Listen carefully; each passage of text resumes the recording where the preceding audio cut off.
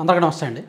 కాకినాడలో government medical college Rangaraya medical కాలేజీలో జరిగిన సంఘటన రాష్ట్ర వ్యాప్తంగా వైద్య విద్యార్థుల భవిష్యత్తు, ముఖ్యంగా ఈ నర్సింగ్ అంటే ఎంఎల్టీ చదువుతున్న విద్యార్థుల భవిష్యత్తు, ప్లస్ అసలు రాష్ట్రంలో ఇటువంటి సంఘటనలు ఎందుకు పెరుగుతున్నాయి, విద్యార్థుల పట్ల, యువత పట్ల, అమ్మాయిల పట్ల లైంగిక వేధింపులు, అత్యాచారాలు పెరుగుతున్నాయి అనే అంశాన్ని మరోసారి తెర మీదకు తీసుకొచ్చింది. ప్రభుత్వం ఒక రకంగా డిఫెన్స్లోకి వెళ్ళింది.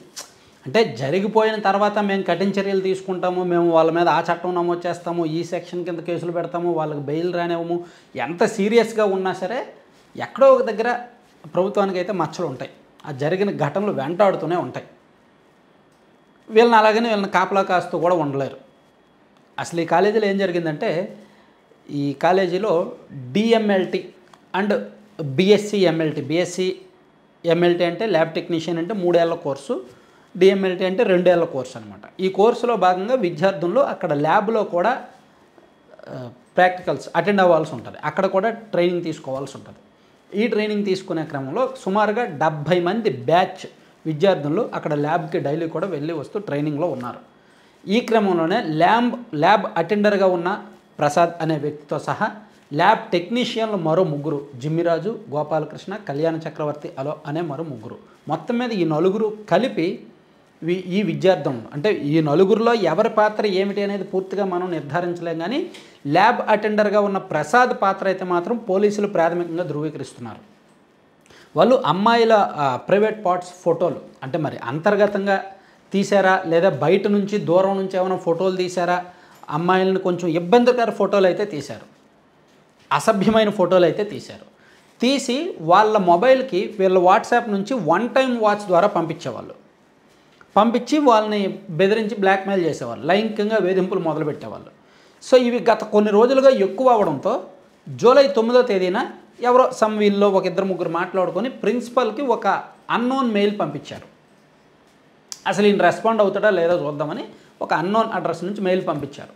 మెయిల్ పంపించడంతో ప్రిన్సిపల్ వెంటనే అలర్ట్ అయ్యి దానికి సంబంధించిన ఫోటోలు, వీడియోలు కూడా కొన్ని వెళ్ళడంతో ప్రిన్సిపల్ గారు దీని సీరియస్నెస్ని అర్థం చేసుకొని ప్రిన్సిపల్ డాక్టర్ విష్ణువర్ధన్ ఆయన ఇమీడియట్గా రియాక్ట్ అయ్యి ఒక అంతర్గత విచారణ కమిటీని వేశారు. విచారణ కమిటీ అంతర్గతంగా 4 గోళ్ల మధ్య ఉండటంతో ఈ బ్యాచ్లో ఉన్న 55 మంది విద్యార్థులు ఆ విచారణ కమిటీ ముందుకు వెళ్ళి వాళ్ళందరూ కూడా వాళ్ళ వ్యక్తిగతంగా వాళ్ళు ఎదుర్కొన్న అనుభవాలు చెప్పారు.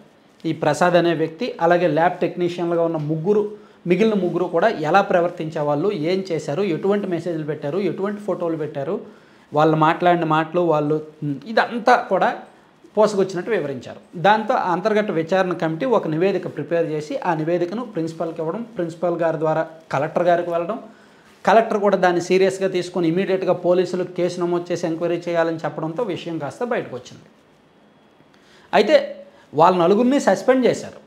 సస్పెండ్ చేయడంతో పాటు చట్ట ప్రకారం వాళ్ళ మీద చర్యలు తీసుకోవడానికి కూడా రెడీ అవుతున్నారు. అయితే వీళ్ళ 4 వ్యవహార శైలి మీద అక్కడ రకరకాల చర్చ జరుగుతుంది. ఇప్పుడు ల్యాబ్ అటెండర్గా ఉన్న వ్యక్తి బయట సాయంత్రం పూటలో ఒక ప్రైవేట్ డయాగ్నోస్టిక్స్ ల్యాబ్ ఏదో నడుపుతాడు.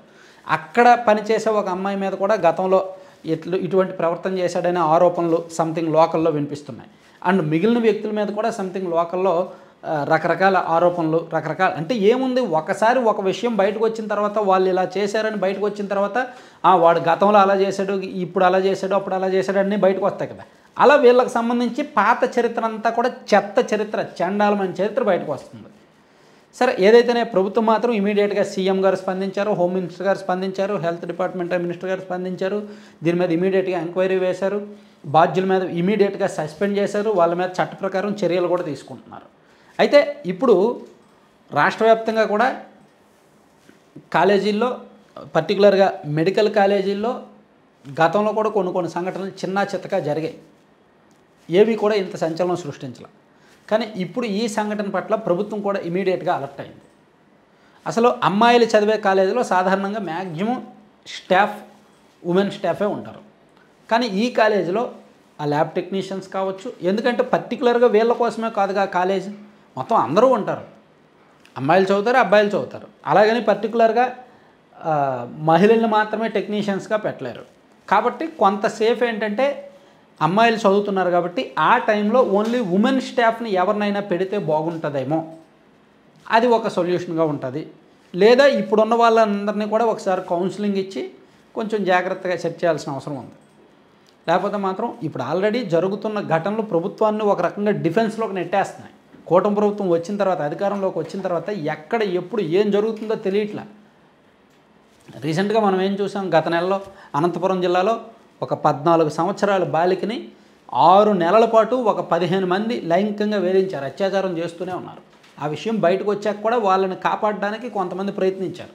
సో చివరికి అది ఎంత పెద్ద ఇన్సిడెంట్ అయింది. అలాగే కృష్ణా జిల్లాలో కూడా అటువంటి ఇన్సిడెంట్ ఒకటి జరిగింది. విజయనగరం జిల్లాలో ఒక ఇన్సిడెంట్. అంటే ఎక్కడో దగ్గర ఈ మహిళల మీద లైంగిక దాడులు, అత్యాచారాలు అనే వార్తలు రావడం, ఆ కోణంలోనే ఇది కూడా బయటకు రావడంతో ప్రభుత్వం కొంచెం డిఫెన్స్లోకి వెళ్ళి అప్రమత్తమై ఇమీడియట్గా స్పందించిందనమాట. సో వీళ్ళ మీద అయితే నాకు తెలిసినంత వరకు విద్యార్థులందరూ కూడా వ్యక్తిగతంగా కూడా ఫిర్యాదు చేయడానికి రెడీ అవుతున్నారు. అంటే వాళ్ళందరూ కూడా విచారణ కమిటీకి చెప్పారు. కమిటీ ఇచ్చిన నివేదిక ఆధారంగా మాత్రమే వాళ్ళ మీద చర్యలు తీసుకున్నారు. కానీ వాళ్ళ మీద చట్ట ప్రకారం ఇంకా సీరియస్ యాక్షన్స్ తీసుకోవాలంటే విద్యార్థులందరూ వ్యక్తిగతంగా పోలీస్ కంప్లైంట్ ఇవ్వాల్సి ఉంటుంది. అప్పుడు వాళ్ళ మీద సీరియస్ ఎఫ్ఐఆర్లు నమోదు చేస్తారు. అయితే విద్యార్థులను కూడా ఈ వయసులో ఎందుకు రిస్క్, మేము మళ్ళీ కోర్టులకు వెళ్ళాలి, అది తిరగాలి, ఇది తిరగాలని భయపడుతున్నారేమో. సో మొత్తానికి వాళ్ళ చేత వ్యక్తిగతంగా కంప్లైంట్స్ తీసుకునే పనిలో పోలీసులు ఉన్నారనమాట.